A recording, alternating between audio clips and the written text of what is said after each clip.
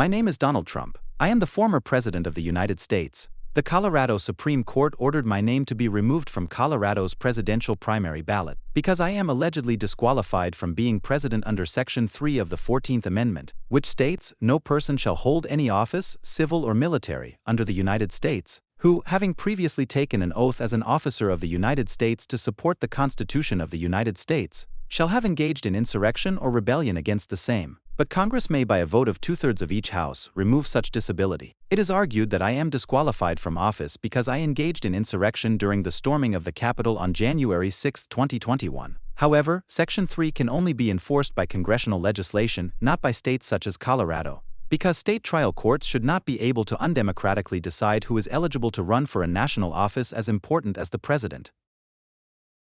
My name is Norma Anderson. I am a Republican voter in the state of Colorado, and I want you removed from the ballot because you are disqualified from office under Section 3. Those states cannot create their own qualifications for presidential candidates. Their broad authority to regulate elections allows them to exclude candidates who do not meet constitutional eligibility requirements, such as age, residency, and natural-born citizenship. Using this power, states can also exclude someone like you who has broken their oath to support the Constitution by engaging in insurrection. We'll see about that.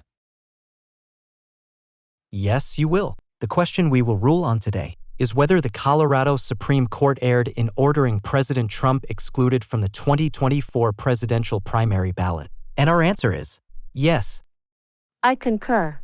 So do we. What? How did you make that decision? Well, the Constitution makes Congress, not the states, responsible for enforcing Section 3 against federal office holders by enacting legislation. According to our decision in U.S. Term Limits, Inc. v. Thornton, powers over the election and qualifications of federal officials must be specifically delegated to, rather than reserved by, the states. Nothing in the Constitution delegates the power to enforce Section 3 against federal office holders and candidates to the states. Therefore, that power does not belong to them. States may enforce Section 3 to disqualify people for state office because they enjoy sovereign power to prescribe the qualifications of their own officers. However, states may not enforce Section 3 with respect to federal officers. This makes sense given the 14th Amendment's purpose to expand federal power at the expense of state autonomy. The correct institution to determine who is disqualified under Section 3 is Congress, not the states, as Section 5 enables Congress to pass appropriate legislation to enforce the 14th Amendment. If the power to enforce Section 3 did belong to the states, this would undermine the presidential election, because some states, like Colorado, would disqualify candidates like Trump while other states would not. This is unacceptable because a presidential election must have a uniform result consistent with the basic principle that the president represents all the voters in the nation.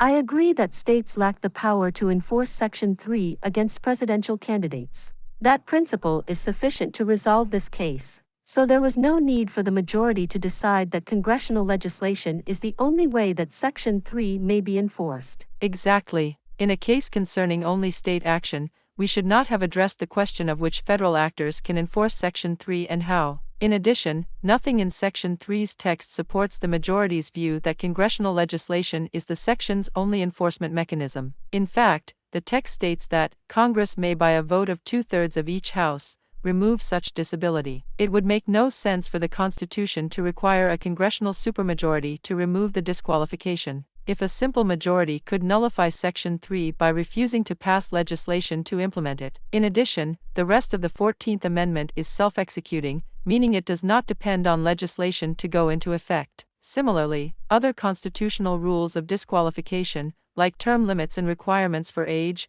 residency, and natural-born citizenship, do not require implementing legislation. Why should Section 3 be different? Well, despite our differences in reasoning, all 9 justices agree on the outcome of this case. Because states cannot enforce Section 3, Donald Trump will appear on state presidential primary ballots.